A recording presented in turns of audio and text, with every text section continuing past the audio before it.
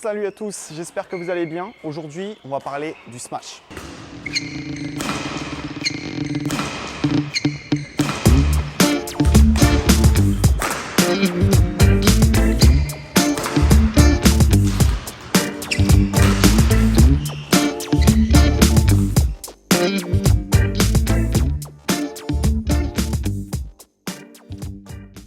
Le smash va être un coup qui va vous permettre de gagner le point, ou au moins l'un des coups qui va vous permettre de gagner le point. Évidemment, vous pouvez attendre la faute de votre adversaire, mais ça a ses limites jusqu'à un certain niveau. C'est pour ça que ce coup, le smash, ça va vous permettre de mettre le volant par terre, parce qu'évidemment, c'est le but du badminton. Pour réaliser un bon smash, il va falloir que vous preniez le volant assez tôt. Vous allez être à peu près ici, vous allez bien armé. Plus vous allez prendre le volant tôt, et plus vous allez le prendre haut, plus vous allez pouvoir piquer votre volant.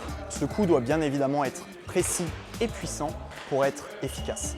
Donc voici un petit exercice que je vais vous montrer pour travailler votre puissance et votre précision sur le smash avec du multivolant. Alors aujourd'hui, je suis avec Johan Oswald, 40e joueur français à peu près.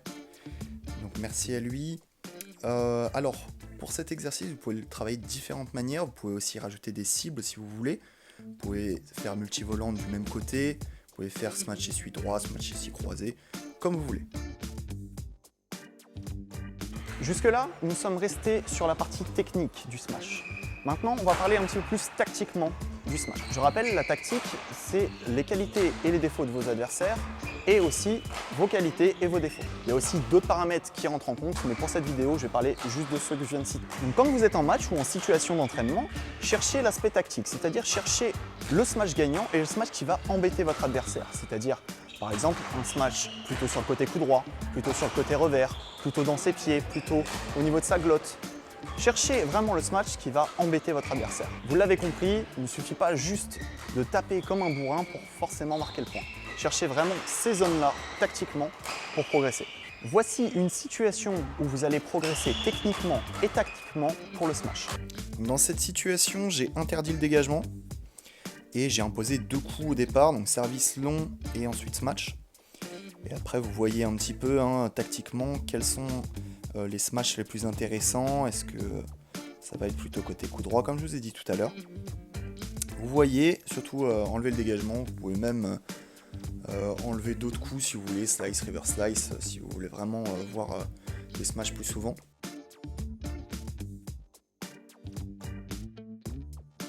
Et ça reste quand même dans une situation de match classique.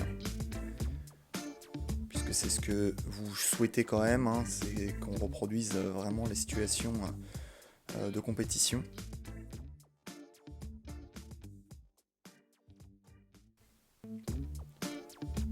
Donc là j'ai peut-être un petit peu abusé là sur la hauteur du smash, je l'avoue.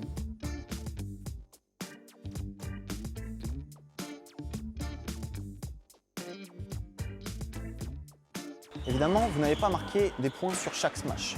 C'est pour ça qu'au badminton, on parle souvent du coup d'après.